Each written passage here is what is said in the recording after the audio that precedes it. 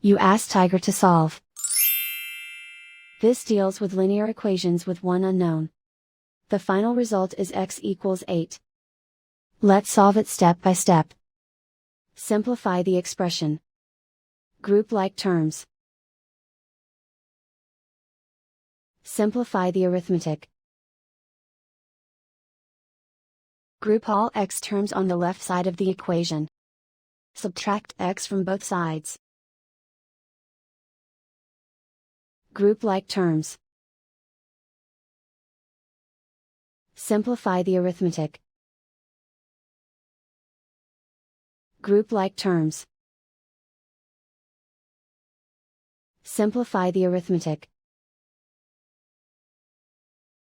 Group all constants on the right side of the equation. Add 5 to both sides. Simplify the arithmetic.